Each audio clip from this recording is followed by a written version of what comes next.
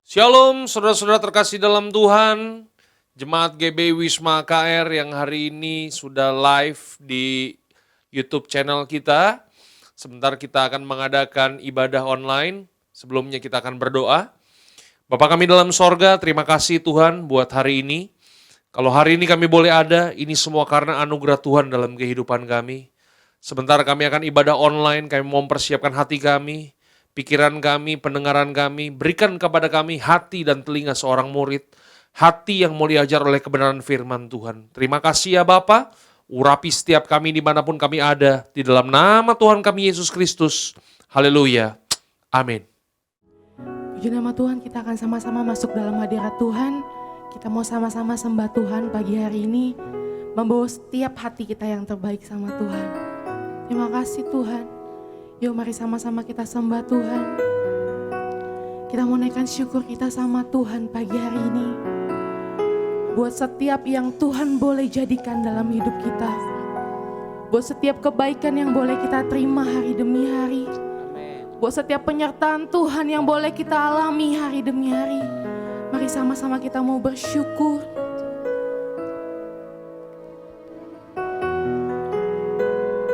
Terima kasih Tuhan. Terima kasih Yesus.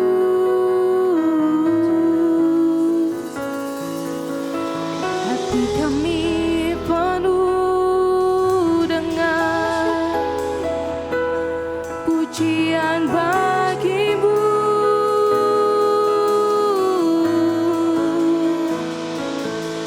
Kami menyembahmu, kami meninggikan namamu. Haleluya Tuhan Engkau baik. Kami bersyukur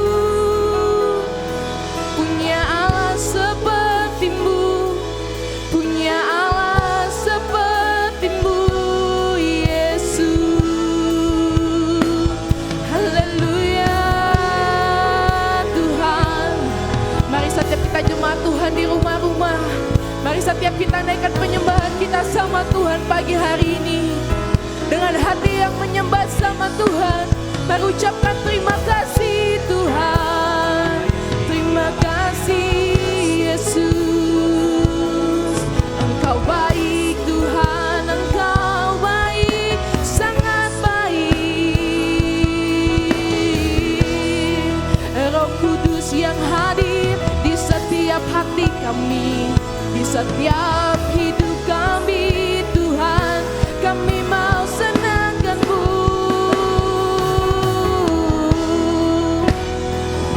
Segala pujian syukur hanya bagi-Mu. Ini hatiku Tuhan, ini hidupku Tuhan. Kami serahkan padamu, kami serahkan padamu Yesus. Ya kalabor shande, ya kalaba, ya kalabo, ya kalaba papa, ya kalaba, ya kalaba, ya kalabo. Terima kasih Tuhan. Haleluya. Ya urapan-Mu, kuasa-Mu, Tuhan yang sanggup mengubahkan hidup kami. Di hidup kami Tuhan, pakai kami, ubah kami, urapi setiap kami. Terima kasih Tuhan. Datang Roh Kudus, Kau ku rindu. Dengan minyak yang baru urapiku, mengalir penuhiku, mengalir pulihkanku. Kuasa-Mu bebaskan hidupku. Datang Roh Kudus, Kau ku rindu. Dengan minyak yang baru, dengan minyak yang baru urapiku, mengalir penuhiku, mengalir pulihkanku. kuasamu bebaskan hidupku. Satu yang ku rindu, bersekutu denganmu. Bawaku lebih lagi tinggal di dalammu, nikmati hadiratmu, jamahlah seluruh hidupku. Kuasamu mengubah hidupku. Mari kita naikkan pujian dari awal dengan segenap hati kita mau nyatakan. Datang Roh Kudus, Kau ku rindu, dengan minyak yang baru urapiku, mengalir penuhiku, mengalir pulihkanku. Kuasamu bebaskan hidupku. Satu yang ku rindu, bersekutu denganmu. Bawaku lebih lagi tinggal di dalammu, nikmati hadiratmu, jamahlah seluruh hidupku.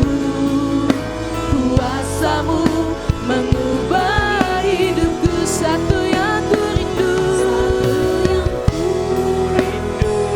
bersekutu denganmu. Bawaku lebih lagi Tinggal di dalammu, nikmati hadiratmu, jamahlah seluruh hidupku. Kuasamu mengubah hidupku. Satu yang ku rindu, satu yang ku rindu, bersekutu denganmu Tuhan. bawaku lebih lagi Tinggal di dalammu, nikmati hadiratmu, jamahlah seluruh hidupku. Kuasamu mengubah hidupku. Satu yang ku rindu, bersekutu Yes. denganmu.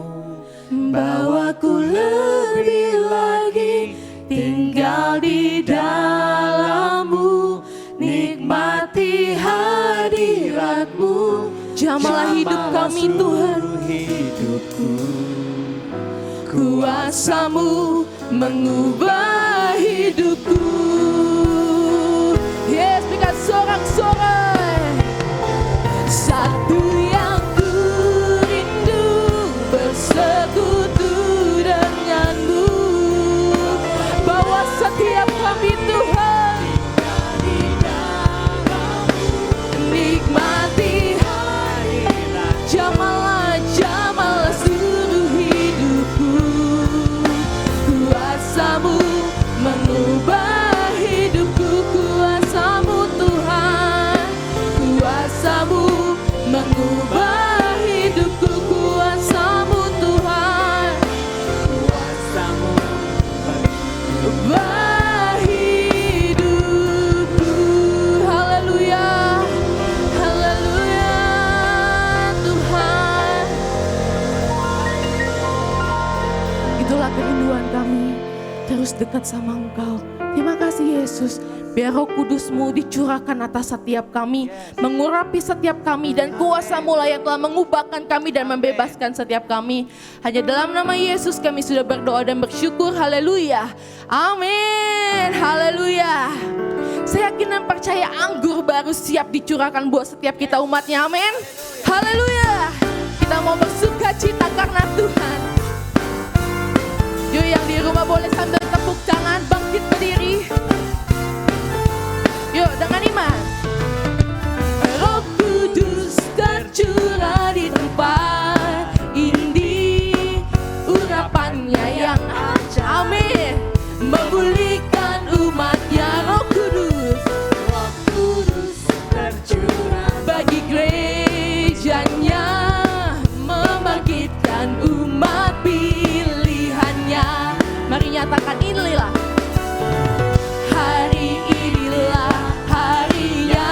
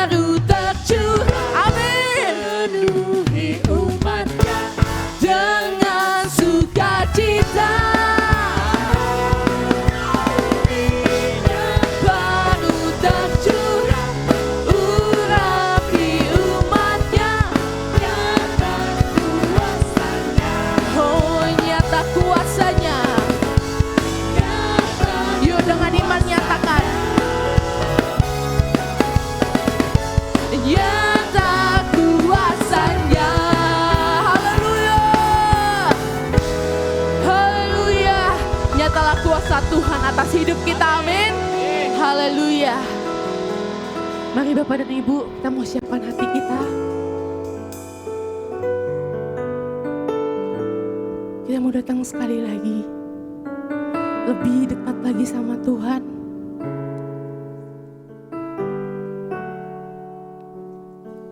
Roh Kudus yang manis, Kau hadir dalam hidup kami. Roh Kudus-Mu yang menghibur setiap kami. Kami yakin dan percaya ketika ada Roh Allah hadir dalam hidup kami, hidup dalam keluarga kami, hidup dalam mesbah keluarga kami, kuasa-Mu dinyatakan atas rumah-rumah, atas mesbah-mesbah anak-anak-Mu di rumah Bapa. Terima kasih Tuhan. Nyatakanlah kuasa-Mu sekali lagi Tuhan. Mari lebih lagi kita mau sembah Tuhan. Dengan iman percaya sama Tuhan. Kita mau sembah Dia lebih lagi. Terima kasih Tuhan, Roh Kudus, jamah hati kami, lawat hidup kami. Kami rindu lawatan-Mu, mengubah hidup kami, Yesus. Roh Allah yang hidup dalam hati kami, hidup kami. Jamahlah setiap umat-Mu Tuhan, jamahlah setiap umat-Mu, jamahlah setiap kami, Roh Kudus.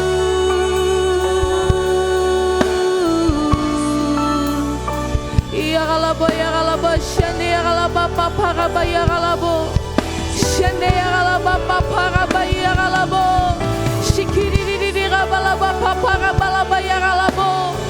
Biar iman kami bangkit, biar urapan yang baru itu Tuhan memenuhi setiap kami. Kami yakin Roh Kudus-Mu hadir melawat setiap kami Tuhan.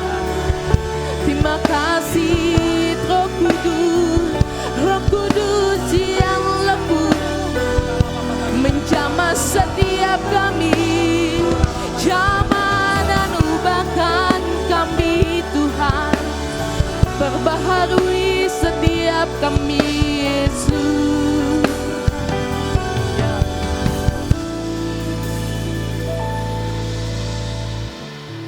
Yes, Lord.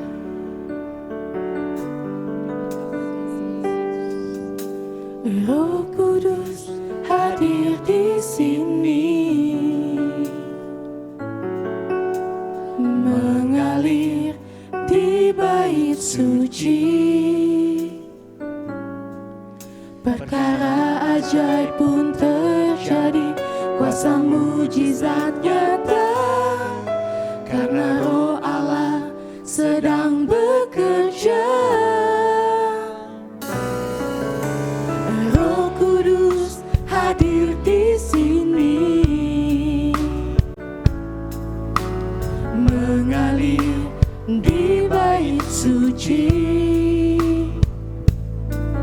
Perkara ajaib pun terjadi, kuasa mujizat nyata, karena Roh Allah sedang bekerja.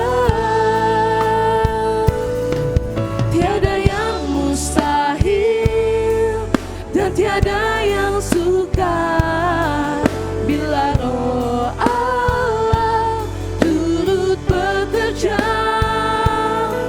Tiada yang mustahil bagi orang percaya, karena Roh Allah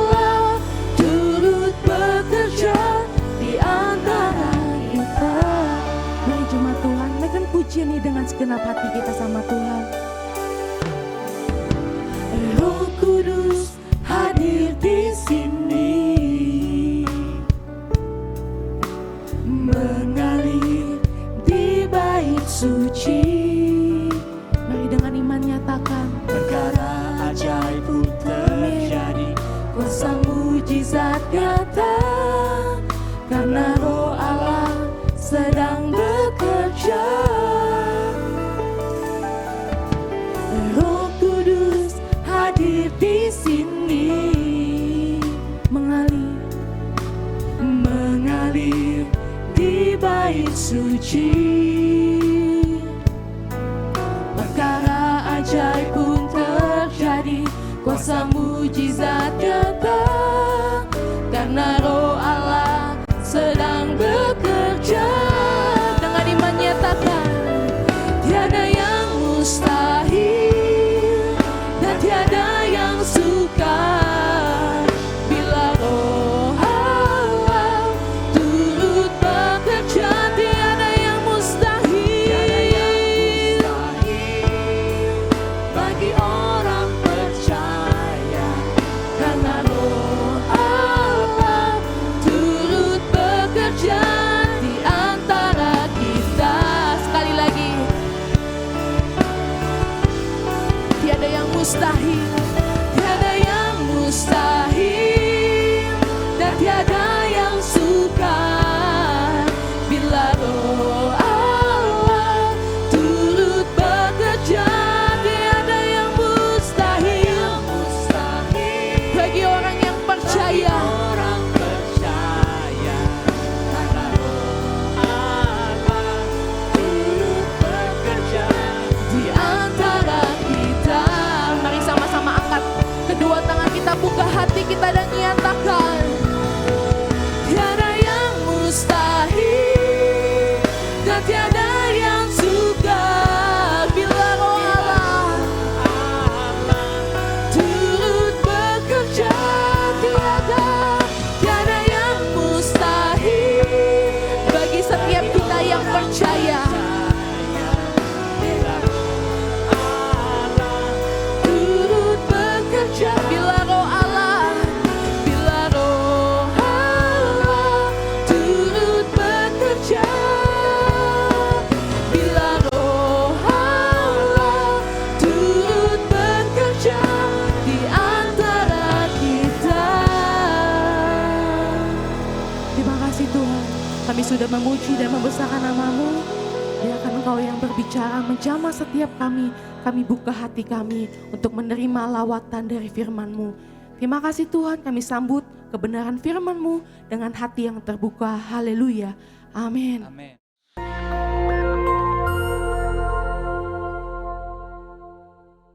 Shalom saudara sekalian, pada kesempatan kali ini kita membahas doktrin penting untuk kaum Pentakosta, yaitu bahasa roh. Bahasa roh anugerah besar bagi semua murid Tuhan. Di luar sana ada banyak pertanyaan dan perbincangan mengenai bahasa roh. Dan pada kesempatan kali ini kita membahas 3 pertanyaan yang sering ditanyakan oleh jemaat. Yang pertama, apakah bahasa roh bisa dipelajari? Nah saudara, jawabannya adalah tidak. Bahasa roh tidak bisa dipelajari. Secara konsisten dalam Alkitab kita melihat orang itu harus dipenuhi oleh karunia Roh Kudus. Lalu secara otomatis mereka akan berkata-kata dalam bahasa roh. Dalam Kisah Rasul pasal 2 ayat yang keempat, maka penuhlah mereka dengan Roh Kudus. Lalu mereka mulai berkata-kata seperti yang diberikan oleh roh itu kepada mereka. Nah saudara lihat, mereka harus dipenuhi oleh karunia Roh Kudus, baru mereka berkata-kata dalam bahasa roh. Contoh kedua, dalam Kisah Rasul 10 ayat 44-46. Ketika Petrus berkhotbah di keluarga Kornelius, maka turunlah Roh Kudus dari atas lalu memenuhi keluarga Kornelius. Dan mereka berkata-kata dalam bahasa roh. Jadi saudara, kita jelas bahwa bahasa roh itu secara otomatis diberikan langsung oleh Roh Kudus, bukan oleh manusia. Karena itu kita percaya tanda awal orang dibaptis Roh Kudus adalah dia berkata-kata dengan bahasa roh. Pertanyaan kedua, apakah orang yang tidak berbahasa roh akan masuk neraka? Jawabannya jelas tidak saudara. Kenapa? Karena urusan surga dan neraka itu mengenai keselamatan. Dan orang percaya kita selamat by grace through faith. Karena kasih karunia melalui iman. Tidak ada indikasi mengenai bahasa roh. Meskipun begitu, orang percaya akan kehilangan manfaat besar kalau mereka tidak berbahasa roh. Ada beberapa manfaat yang dijelaskan oleh Alkitab. 1 Korintus pasal 14 ayat yang keempat mengatakan begini. Mereka yang berbahasa roh sedang membangun dirinya sendiri. Kata membangun di situ menggunakan kata oikodomeo. Artinya seperti orang membangun tembok. Batu bata demi batu bata dibangun sampai menjadi tembok yang kokoh. Orang yang berbahasa roh sehari demi hari mereka berbahasa roh menguatkan manusia rohani mereka. Meskipun manusia batinia, meskipun manusia jasmani kita lemah, tetapi manusia rohani kita kuat.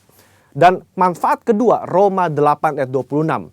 Dikatakan roh juga membantu dengan berdoa untuk kita kepada Allah dengan keluhan-keluhan terdalam yang tidak terucapkan. Nah, saudara, seringkali di rumah ketika kita berdoa, kita kehabisan kata-kata untuk berdoa dalam bahasa Indonesia mungkin. Tetapi ketika kita berbahasa roh, kita bisa berdoa terus-menerus sampai roh itu mengeluarkan keluhan terdalam kepada Bapa mewakili kita semua. Pertanyaan ketiga, apakah semua orang bisa berbahasa roh? Jawabannya adalah ya. Kita kaum Pentakosta meyakini semua orang percaya yang lahir baru yang mau mereka bisa berbahasa roh. Fondasi firman-Nya ada dalam 1 Korintus 14 ayat yang kelima. Paulus mengatakan, aku suka supaya kamu semua berkata-kata dengan bahasa roh. Bapak Ibu, ada kata-kata semua di situ yang artinya semua orang yang mau pasti bisa berbahasa roh. Itu pun keinginan Paulus selaras dengan janji Tuhan di Yoel 2 ayat 28-32. Pada hari terakhir aku akan mencurahkan rohku ke atas semua manusia. Dan janji Tuhan dalam Markus 16 ayat yang ke-17. Tanda-tanda ini akan menyertai semua orang yang percaya. Yaitu mereka akan berkata-kata dengan bahasa yang baru. Sekian, saudara dikasih Tuhan, Tuhan Yesus memberkati.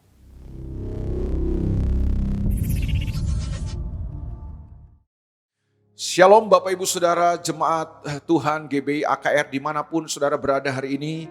Saya tahu mungkin saudara harus beribadah di rumah atau di tempat yang lain. Tetapi saya tetap percaya dimanapun saudara ada mendengarkan siaran ini atau live streaming ini. Saya percaya saudara kalau engkau buka hati Tuhan dapat melawat dan menjamah hidupmu. Itu sebabnya hari ini mari kita fokus buat firman Tuhan. Buka hati saudara buat kebenaran firman Tuhan yang akan kita terima. Nah, saya ingin mengambil saudaraku atau saya ingin mengajak Bapak Ibu Saudara sama-sama untuk melihat satu bagian daripada firman Tuhan di dalam Kisah Rasul pasal yang kedua. Mari sama-sama kita lihat Kisah Rasul pasal yang kedua ayat yang ke-41 sampai ayat yang ke-47. Saya ulang sekali lagi Kisah Rasul pasal yang kedua ayat yang ke-41 sampai ayat yang ke-47. Di situ dicatat tentang cara hidup jemaat yang pertama atau cara hidup daripada gereja atau jemaat yang mula-mula dalam Kisah Rasul. Nah, yang menarik adalah dicatat di sini bukan cara kebaktian. Yang dicatat bukan liturgi kebaktian mereka atau cara mereka beribadah, tetapi yang dicatat di sini adalah cara hidup. Saya semakin meyakini bahwa kekristenan itu bukan berbicara tentang cara kebaktian, tapi kekristenan yang sejati itu berbicara tentang cara hidup kita. Jadi hal yang substansi, hal yang paling penting dan hal yang paling esensi daripada kekristenan adalah bukan cara kebaktian kita, tetapi cara hidup kita. Itu sebabnya yang dicatat dalam Kisah Rasul adalah cara hidup jemaat yang pertama atau yang mula-mula. Mari sama-sama kita perhatikan cara hidup mereka. Orang-orang yang menerima perkataannya itu, maksudnya menerima perkataan atau firman Tuhan yang disampaikan oleh Rasul Petrus waktu itu, memberi diri dibaptis dan pada hari itu jumlah mereka bertambah kira-kira 3.000 jiwa. Bayangkan saudara, ada sesuatu ledakan yang dahsyat, ada sebuah revival yang luar biasa. Ketika Petrus berbicara di Bait Allah, maka yang terjadi adalah ada begitu banyak orang yang meresponi perkataan Petrus itu, khotbah daripada Petrus itu, dan yang luar biasanya mereka memberi diri, mereka dibaptis dan dicatat ada 3.000 jiwa. Nah, kalau itu terjadi pada gereja masa kini kira-kira apa kita menebaknya?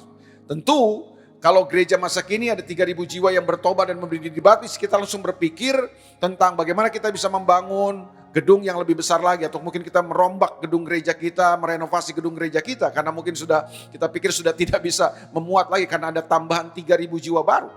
Tapi perhatikan, jemaat mula-mula atau gereja mula-mula tidak sibuk membangun fasilitas.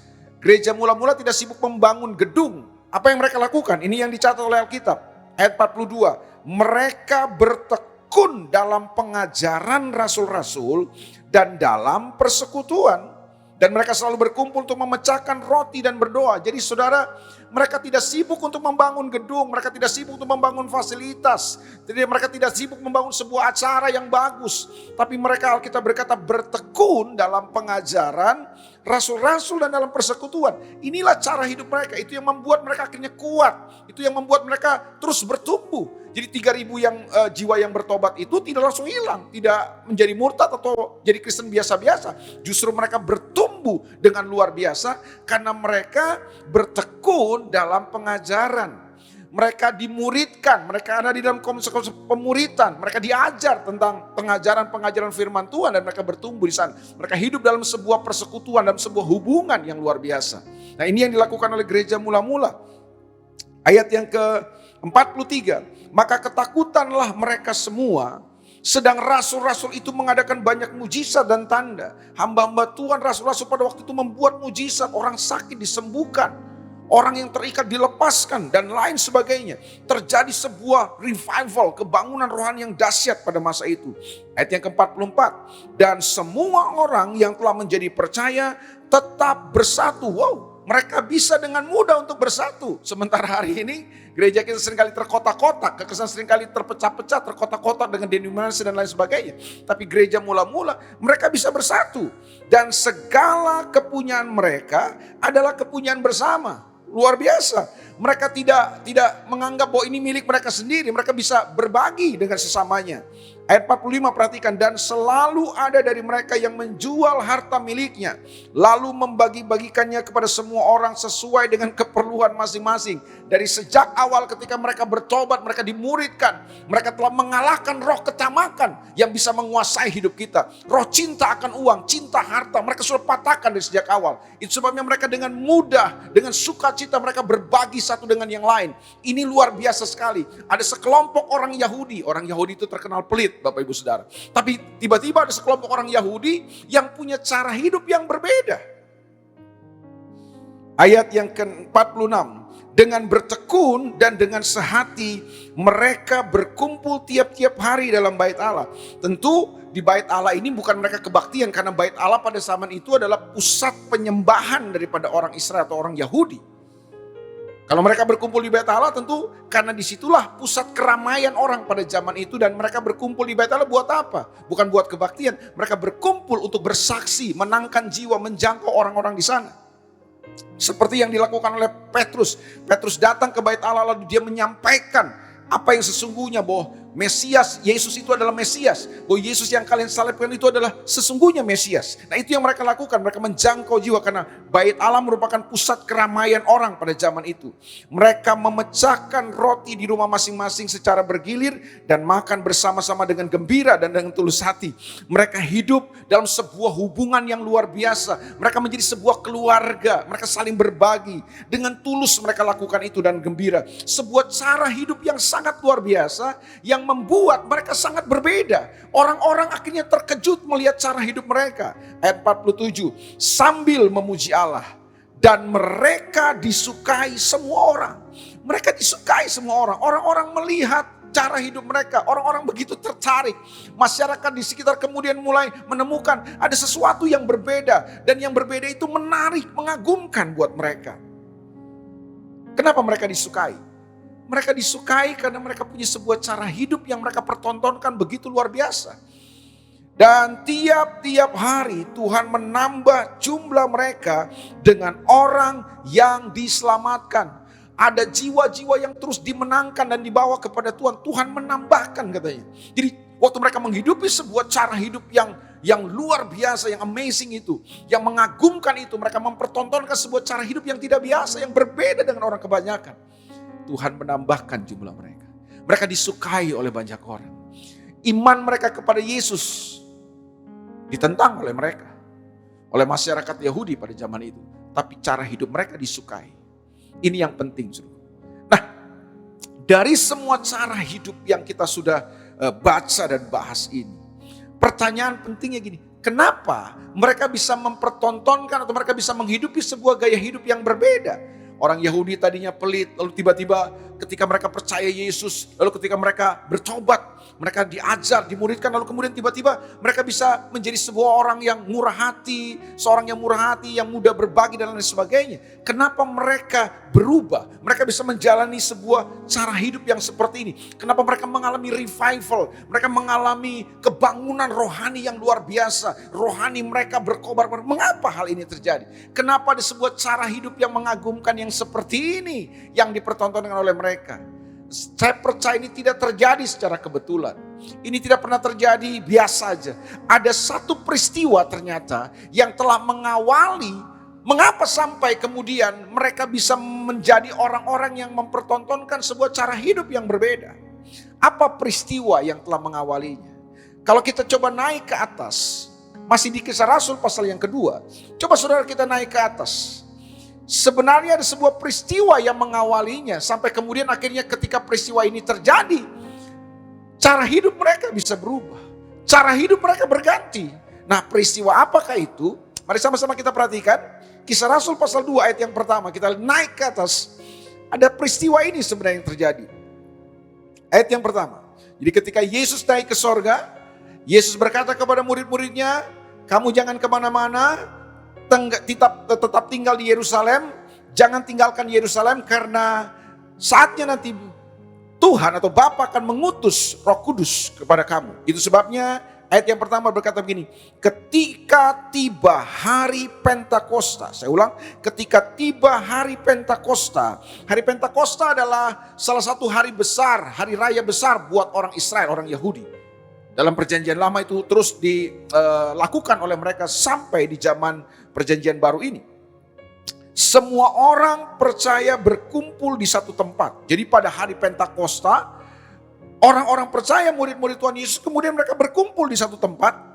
Ayat yang kedua, tiba-tiba turunlah dari langit suatu bunyi seperti tiupan angin keras yang memenuhi seluruh rumah di mana mereka duduk. Jadi waktu mereka berkumpul di satu tempat pada hari Pentakosta mereka berdoa. Mereka menyembah Tuhan dan apa yang terjadi? Tiba-tiba ada suatu suara seperti angin keras, tiupan angin yang begitu keras. Bunyi itu begitu luar biasa. Ayat yang ketiga, dan tampaklah kepada mereka lidah-lidah seperti nyala api yang bertebaran dan hinggap pada mereka masing-masing. Ayat yang keempat, maka penuhlah mereka dengan Roh Kudus. Saya ulang sekali lagi, maka penuhlah mereka dengan Roh Kudus, lalu mereka mulai berkata-kata dalam bahasa-bahasa lain seperti yang diberikan oleh Roh itu kepada mereka untuk mengatakannya. Perhatikan, ini prinsipnya. Maka penuhlah mereka dengan Roh Kudus, lalu mereka mulai berkata-kata. Jadi penuh Roh Kudus dulu Bapak Ibu, baru mereka berkata-kata. Jadi apa peristiwa yang telah terjadi yang mengawali kebangunan rohani yang terjadi, yang mengubah kehidupan mereka di ayat 41 sampai 47 adalah peristiwa di mana Roh Kudus dicurahkan dan memenuhi hidup mereka semua, memenuhi kehidupan mereka. Nah, penuh Roh Kudus inilah yang menjadi sebuah momentum, menjadi sebuah titik tonggak untuk kemudian mereka menjalani sebuah kekristenan yang dahsyat di muka bumi ini. Dan Alkitab berkata, maka penuhlah mereka dengan Roh Kudus, lalu mereka mulai berkata-kata dalam bahasa-bahasa lain. Jadi buat saya bukan berkata-kata dalam bahasa lainnya yang penting, tapi penuh dengan Roh Kudusnya ini, dilawat dengan Roh Kudus, mengalami kepenuhan Roh Kudus, itu yang penting. Orang sekarang ini mengejar bahasa rohnya, bukan kepenuhan Roh Kudusnya. Lihat, perhatikan ini, penuh Roh Kudus dulu baru berkata-kata. Nah, berkata-katanya juga dalam bahasa-bahasa lain seperti yang diberikan oleh Roh itu kepada mereka untuk mengatakannya. Jadi bukan kita yang mau berkata-kata, tapi Roh Kudus yang menginspirasikan, Roh Kudus yang mengilhamkannya buat mereka. Jadi ini bukan mereka buat-buat, bukan lalalala lili terserah mereka, bukan. Tapi Roh Kudus yang mengilhamkannya, Roh Kudus yang menginspirasikannya. Jadi bukan kita. Inisiatifnya dari Roh Kudus yang mengilhamkannya. Itu karena mereka penuh dengan Roh Kudus. Tapi yang menarik yang saya mau bahas hari ini adalah Waktu Roh Kudus memenuhi mereka katanya, Roh Kudus itu datang seperti lidah-lidah api. Coba bilang dulu sama-sama, lidah-lidah api. Jadi ada sebuah lidah api yang turun di atas mereka, menghinggapi mereka, ada di atas kepala mereka. Nah pertanyaannya adalah, kenapa Roh Kudus datang dengan wujud seperti api, seperti lidah api? Kenapa Roh Kudus tidak datang bentuk air gitu? Kenapa mesti api? Saya percaya ada sesuatu yang penting di situ. Api. Apa itu api? Saya belajar ini, bahwa tidak secara kebetulan, waktu Roh Kudus memenuhi hidup mereka, waktu Roh Kudus melawat mereka, waktu Roh Kudus dicurahkan atas hidup mereka seperti yang Tuhan janjikan, Yesus janjikan sebelum dia naik ke sorga. Kamu akan menerima kuasa kalau Roh Kudus turun ke atas kamu. Roh Kudus datang dengan wujud sebagai api. Apa kebenaran yang menarik dari hal ini? Ada banyak fungsi api yang kita tahu. Tapi mungkin saya tidak akan bagikan semua dalam kesempatan ini, karena mungkin akan memakan waktu yang terlalu panjang. Waktu kita terbatas. Tapi izinkan saya hari ini menyodorkan 1-2 hal saja. 1-2 fungsi api yang kita bisa tarik untuk kita bisa memaknai dan memahami sebuah kebenaran dari ayat ini, dari kisah ini. Yang pertama, api itu punya fungsi atau punya sifat dia ini. Api itu bisa mengubah dari benda padat menjadi benda cair. Atau api juga bisa mengubah dari benda cair menjadi uap, menjadi gas. Api itu punya fungsi mengubah. Coba saudara didihkan air, saudara bakar dengan api, ya saudara taruh di ceret air itu, lalu saudara panaskan dengan api. Apa yang terjadi? Lama-kelamaan air itu kalau saudara bakar terus, saudara panasi dengan api, maka yang terjadi adalah air ini akan habis lama-lama. Dan dia berubah menjadi uap. Itulah api. Api bisa mengubah dari yang cair menjadi gas, menjadi uap. Tapi sebaliknya juga. Saudara lihat benda yang padat ketika kena api bisa luluh, meleleh. Berarti api ini punya fungsi mengubah dari benda-benda yang padat bisa akhirnya meleleh. Itulah api. Jadi saya percaya kalau Roh Kudus yang datang waktu itu melawat mereka dalam wujud api yang mereka lihat, maka sebenarnya kan Roh Kudus itu sebenarnya adalah gini, pribadi Allah yang datang untuk mengubah kita. Jadi saya percaya kalau seseorang mengalami lawatan Roh Kudus, kalau Roh Kudus dicurahkan dalam hidup seseorang, maka yang dikerjakan oleh Roh Kudus bukan sekedar kita berbahasa roh. Saya percaya waktu Roh Kudus melawat hidup kita, bukan sekedar kita jadi orang Kristen yang bisa lalalali, bukan. Saya percaya itu betul. Itu salah satu tanda orang penuh Roh Kudus. Tapi ini yang paling penting. Waktu Roh Kudus melawat hidup kita, Roh Kudus sanggup mengubah kehidupan kita. Hari ini, apakah hidup saudara berubah? Hari ini, apakah kau mau membiarkan Roh Kudus mengubah kehidupan saudara? Dia api yang akan mengubahkan kehidupan kita. Ada hal-hal yang Tuhan mau perbaiki dari hidup kita. Itu sebabnya 2 Korintus pasal yang ketiga 18 berkata, dan kita semua mencerminkan kemuliaan Tuhan. Dan kemuliaan itu datangnya dari Tuhan yang adalah Roh. Sekali lagi, kemuliaan itu datangnya dari Tuhan yang adalah Roh. Dan oleh Roh itu kemudian 2 Korintus 3:18 berkata, kita diubah menjadi serupa dengan gambaran anaknya. Dalam kemuliaan yang semakin hari semakin besar. From glory to glory.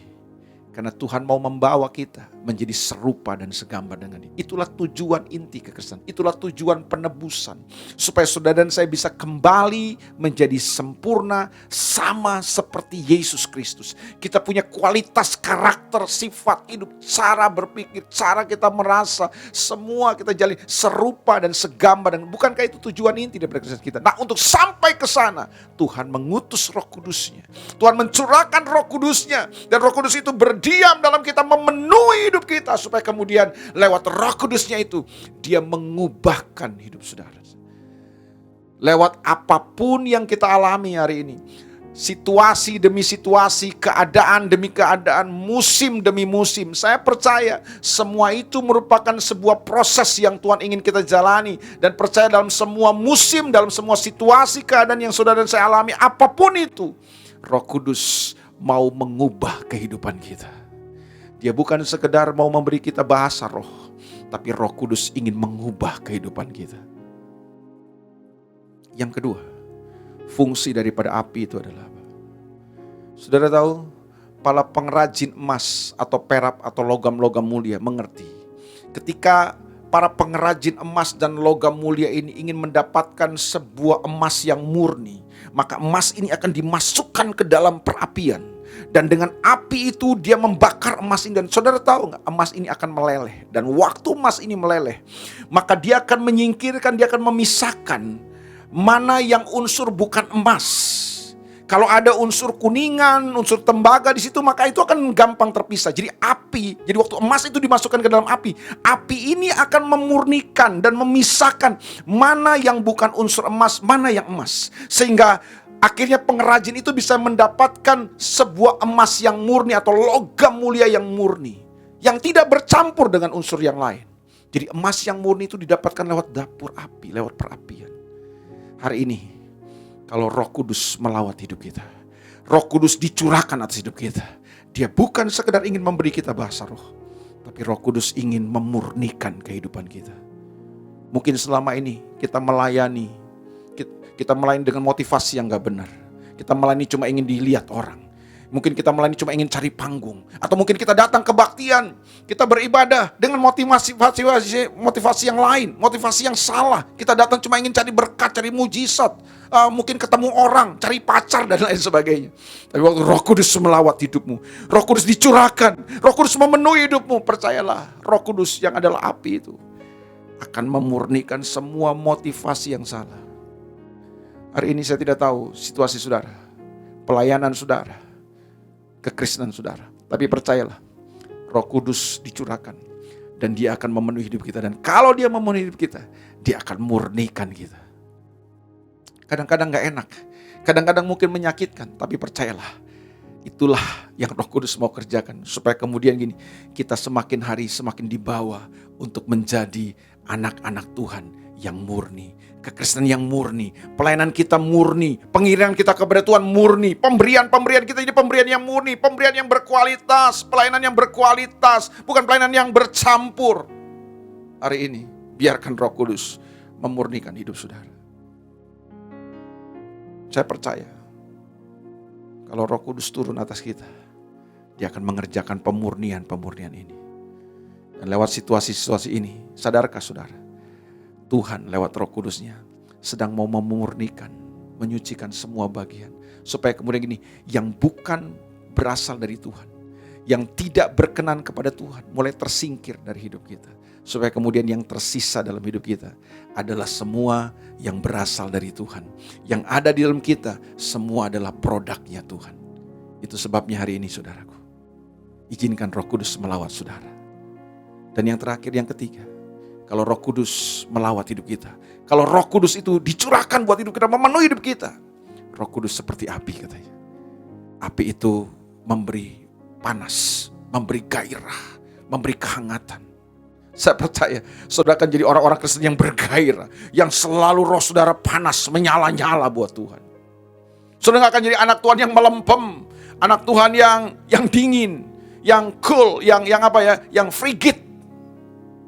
Alkitab berkata dalam Matius pasal yang ke-24, di akhir zaman ini tanda menjelang kedatangan Tuhan adalah kedurhakaan akan semakin banyak, kejahatan akan semakin bertambah. Dan Alkitab bilang, Yesus sendiri yang berkata, kasih kebanyakan orang akan semakin dingin. Saya ulang sekali lagi, ini salah satu ciri dan tanda orang di akhir zaman menjelang kedatangan Tuhan. Kasih akan menjadi dingin. Tapi saya tetap meyakini, kalau Roh Kudus dicurahkan, kalau Roh Kudus memenuhi hidup kita, maka Roh Kudus akan memberi kehangatan.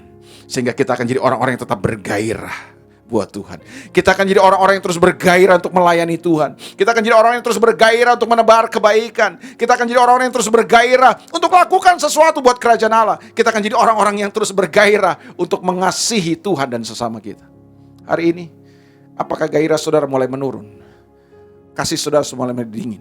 Kasih kepada Tuhan, kasih kepada sesama. Mungkin ada hal-hal yang mengecewakan, situasi yang mengecewakan, yang membuat saudara mungkin menjadi kecewa. Saudara memutuskan untuk berhenti lakukan semuanya. Saudara gak mau melayani lagi. Saudara gak mau cari Tuhan lagi. Atau mungkin saudara tidak mau memberi lagi. Saudara tidak mau mengasihi orang lagi. Saudara tidak mau lagi mengampuni orang lagi. Hari ini saya berdoa supaya Roh Kudus yang dahsyat itu turun melawat saudara. Dan ketika Roh Kudus melawat hidup saudara, api Roh Kudus itu akan memberi sebuah gairah baru buat saudara. Memberi semangat yang baru kepada saudara. Sehingga saudara menjadi orang-orang yang tidak lagi letih lesu. Situasi bisa membuat saudara letih lesu. Tapi ketika Roh Kudus menjamah dan melawat saudara, saudara akan jadi anak Tuhan yang selalu punya semangat yang baru. Saudara akan jadi orang yang selalu punya roh yang menyala-nyala buat Tuhan.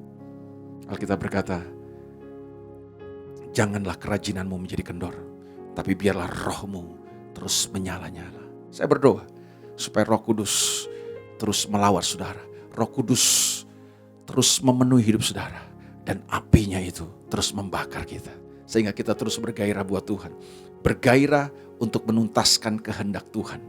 Bergairah untuk melakukan apa yang Tuhan mau kita lakukan. Mengasihi sesama, berbagi dalam kehidupan, melayani Dia. Mengampuni orang lain, dan masih banyak lagi. Dan saya percaya kita tidak akan kehilangan semangat kita. Kenapa? Karena Roh Kudus, api Roh Kudus itu terus membakar kehidupan kita. Tuhan berkati saudara. Selamat mengalami lawatan Tuhan. Selamat mengalami Roh Kudus memenuhi hidup saudara. Tuhan berkati. Mari kita berdoa bersama-sama. Bapa, dalam nama Yesus, hari ini kami datang kepadamu. Kami ada di momen-momen ketika gereja Tuhan memperingati Roh Kudus dicurahkan. Dan kami mau ini bukan sekedar sebuah momen peringatan yang tiap tahun mungkin kami jalani, kami lakukan. Tapi kami berdoa supaya sungguh-sungguh pribadi Roh Kudus itu dengan kuasanya yang dahsyat itu turun menjamah hidup kami, melawat hidup kami, memenuhi hidup kami. Dan kami percaya waktu Roh Kudus dicurahkan, kami alami dalam kehidupan kami. Kami miliki itu dalam kehidupan kami. Maka Roh Kudus akan mengubah kehidupan kami. Karakter yang salah, karakter yang tidak baik, sifat-sifat yang gak berkenan sama Tuhan, Kau akan ganti, Kau akan ubahkan kami Tuhan. Karena Roh Kudus itu dahsyat untuk mengubah kehidupan kami. Supaya kami semakin hari makin menjadi seperti yang Kau inginkan. Roh Kudus yang memenuhi hidup kami sanggup memurnikan semua motivasi kami, sehingga kami jadi anak Tuhan yang murni, menjalani kehidupan yang sejati dan murni di hadapan-Mu Tuhan, sehingga kami dengan tulus mengasihi Engkau. Dan kami percaya kalau Roh Kudus memenuhi hidup kami, Roh Kudus akan membakar kehidupan kami, sehingga kami punya gairah, kami punya rasa haus, kami punya semangat terus untuk melayani Tuhan, untuk mengerjakan kehendak Tuhan dalam kehidupan kami. Terima kasih banyak Bapa. Hamba berdoa buat umat-Mu dimanapun mereka berada hari ini. Roh Kudus lawat dan jamah mereka. Dalam nama Yesus kami berdoa. Yang percaya sama-sama katakan amin. Tuhan berkati Bapak Ibu Saudara. God bless you. Puji Tuhan, Bapak Ibu Saudara yang terkasih, kita sudah mendengarkan kebenaran firman Tuhan yang telah disampaikan oleh hambanya Bapak Pendeta Elia Makarawung. Saya percaya setiap kebenaran firman Tuhan yang telah disampaikan pada hari ini akan memberkati kita semua. Kita akan mengakhiri pada ibadah kita hari ini. Saya mengajak untuk kita semua untuk kita berdoa syafaat. Bapa di surga, terima kasih Tuhan untuk segala kebaikan Tuhan. Sekali lagi Tuhan masih berikan kami waktu dan kesempatan untuk kami boleh beribadah walaupun secara online di rumah kami masing-masing. Namun kami sungguh-sungguh diberkati oleh Tuhan melalui pujian penyembahan yang telah kami naikkan. Demikian juga melalui kebenaran firman Tuhan yang telah disampaikan oleh hamba-Mu Bapak Pendeta Elia Makarawung.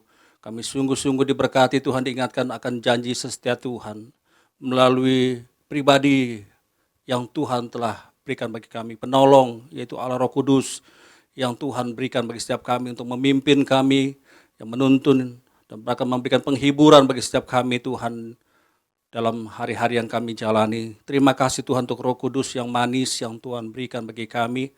Dan biarlah Tuhan di dalam segala sesuatu yang telah kami dengar melalui kebenaran firman-Mu, Roh Kudus juga Tuhan yang memeteraikan setiap isi hati-Mu bagi setiap kami. Dan kami mau terus Tuhan arahkan hati dan pikiran kami dan seluruh kehidupan kami untuk terus Roh Kudus pimpin kami untuk dapat mengerti isi hati dan kehendak rencana Tuhan atas kehidupan kami.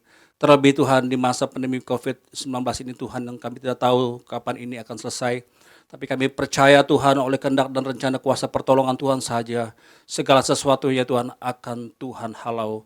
Tuhan akan bereskan dengan cara Tuhan dan waktunya Tuhan. Terima kasih Bapak, Engkau memberkati Tuhan dari hamba-Mu Bapak Pendeta Elia Makarawang Tuhan yang telah menyampaikan isi hati-Mu pada setiap kami yang mendengar di rumah kami masing-masing. Berkati kehidupan hamba-Mu bersama dengan keluarga. Memberkati juga penggembalaannya, memberkati jemaat yang Tuhan percayakan atas kehidupannya Tuhan. Berkati kesehatannya, berkati seluruh apa saja yang Tuhan taruh dalam hidupnya Tuhan. Supaya melalui apa yang Tuhan percayakan di dalam seluruh kehidupannya, dia boleh melakukannya dengan setia di hadapan Tuhan. Tambah-tambahkan berkat pengurapan-Mu atas kehidupan hamba-Mu Tuhan, Bapak Elia Tuhan. Dimanapun dia berada, Kau pakai dengan cara-Mu yang luar biasa. Memberkati Tuhan seluruh bagian pekerjaan Tuhan yang Kau berikan dan Kau percayakan atas kehidupannya. Demikian juga kiranya Tuhan memberkati seluruh jemaat-Mu, daripada kekasih-kekasih-Mu, pribadi lepas pribadi, keluarga lepas keluarga yang saat ini ada di rumah-rumah Tuhan. Di tengah-tengah kesulitan, di tengah-tengah persoalan Tuhan yang bukan hanya dialami oleh Indonesia, tapi di seluruh dunia Tuhan oleh karena pandemi COVID ini Tuhan. Hamba berdoa dalam nama Yesus biarlah berkat kasih karunia Tuhan dalam segala kelimpahan kasih setia Tuhan terus dicurahkan atas setiap keluarga lepas keluarga jemaat-Mu, umat-Mu dimanapun mereka berada saat ini. Biarlah Tuhan jaga dan lindungi proteksi hidup mereka Tuhan. Keluar masuk mereka kemanapun mereka berjalan. Bahkan keluarga mereka masing Tuhan ada dalam perlindungan Tuhan yang sempurna. Bahwa setiap umat-Mu Tuhan hari-hari semakin mendekat mencintai Tuhan. Dalam persekutuan yang indah bersama Tuhan, bersama keluarga lepas keluarga. Supaya kami semakin lagi intim dengan Tuhan ya Bapa. Kami perlu Roh Kudus-Mu lebih lagi Tuhan. Untuk membawa kami Tuhan dalam kasih yang mula-mula. Dalam kehidupan yang sungguh-sungguh Tuhan mencari kehendak Tuhan saja. Terima kasih Tuhan. Jika ada yang sakit Tuhan jamah, Tuhan sembuhkan demi nama Yesus. Kuasa darah-Mu memberikan pemulihan atas setiap mereka. Ada kesulitan apapun Tuhan yang dialami saat ini dihadapi oleh jemaat-Mu Tuhan. Tuhan juga yang menolong membuka jalan, memberikan kekuatan hikmat penghiburan bagi setiap mereka Tuhan. Supaya ada pengharapan terus atas hidup mereka, bahwa kalau Tuhan Allah yang hidup, yang menggenapi setiap janji firman-Mu kepada setiap umat-Mu dan kekasih-kasih-Mu. Terima kasih Tuhan, kami berdoa juga Tuhan untuk gembala sidang kami Bapak Pendeta Insinyur Nikonjo Harjo dan keempat wakilnya. Bagi seluruh keluarga besar mereka dimanapun mereka berada. Berkat kasih setia Tuhan, berkat pengurapan Tuhan ada terus menyertai hamba-hamba-Mu ini Tuhan. Supaya Tuhan pakai lebih heran lagi untuk membawa seluruh jemaat Tuhan yang ada di bawah pembinaan daripada Bapak Niko dan keempat wakilnya. Dimanapun mereka berada Tuhan. Terus diberkati Tuhan dan dalam perkenanan Tuhan. Memberkati setiap karayon yang ada, memberkati gembala-gembala cabang, ranting, dan semua yang ada di seluruh pembinaan Bapak Niko Tuhan. Berkat pengurapan Tuhan terus mengalir setiap mereka. Kami berdoa juga Tuhan untuk gembala jemaat kami, Bapak Pendeta Totong bersama dengan keluarga. Tuhan kiranya memberkati kehidupannya, memberkati keluar masuk pekerjaan dan seluruh kehidupannya Tuhan. Bahkan juga Tuhan apa yang menjadi kepercayaan dan tanggung jawab yang Tuhan berikan atas kehidupan hamba-Mu ini.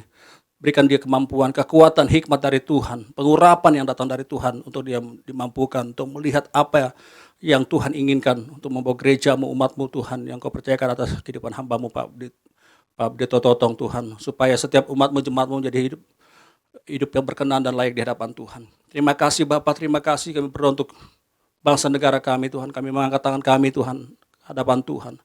Pertolongan kami, pertolongan Indonesia hanya datang daripada Tuhan. Tuhanlah sumber pertolongan bagi kami.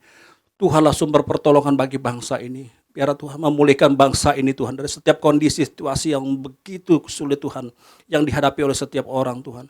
Namun janji firman-Mu lah Tuhan yang menjadi kekuatan bagi setiap kami yang percaya kepada-Mu. Kami berdoa dalam nama Yesus biar sesuai dengan kehendak dan pertolongan Tuhan saja. Indonesia Tuhan dipulihkan dari segala virus, segala pandemi COVID-19 yang terjadi. Bahkan setiap kondisi-kondisi yang tidak menyenangkan ya Tuhan. Apapun itu Tuhan. Resesi ekonomi Tuhan yang terjadi di Indonesia bukan juga terjadi di global Tuhan, secara global. Tuhan kiranya tolong setiap kami, tolong pemimpin kami, bangsa kami Tuhan. Supaya keluar dari setiap persoalan-persoalan yang berat ini Tuhan.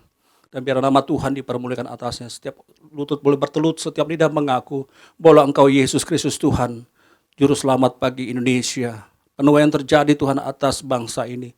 Dalam nama Yesus, terima kasih Tuhan, terima kasih. Untuk seminggu ke depan kami serahkan Tuhan, hidup kami ke dalam tangan Tuhan. Dan sebelum kami mengakhiri daripada ibadah kami pagi hari, siang hari ini Tuhan, kami mempersiapkan hati kami, seluruh kehidupan kami, untuk menerima berkat daripada Tuhan melalui hamba-Mu. Haleluya. Amin. Saudara diberkati dengan firman Tuhan pada hari ini. Biar kiranya firman Tuhan yang saudara dengar bisa saudara aplikasikan dalam kehidupan supaya saudara menjadi mempelai Kristus yang dewasa. Sebelum kita berpisah dalam ibadah online, mari kita mau siapkan hati kita terima berkat yang daripada Tuhan. Tuhan akan menyinari engkau dengan wajahnya. Dia akan menggenggam engkau dengan tangannya. Percaya hari ini tanganmu diberkati oleh Tuhan. Apa yang kau kerjakan Tuhan buat berhasil dan beruntung. Bukan karena kuat dan gagahmu, tapi semua karena anugerah Tuhan. Karena kebaikan Tuhan yang melimpah dalam kehidupanmu. Oleh sebab itu pergilah, jadilah garam, jadilah terang. Untuk keluargamu, masyarakat di sekitarmu, kotamu, bahkan untuk dunia ini. Setiap kita yang percaya diberkati Tuhan, sama-sama kita katakan, amin. Tuhan memberkati saudara. God bless you. Apapun yang terjadi di dalam hidupku, selalu ku berkata, Tuhan Yesus baik. Dalam segala hal yang terjadi, tetap ku berkata, Tuhan Yesus baik.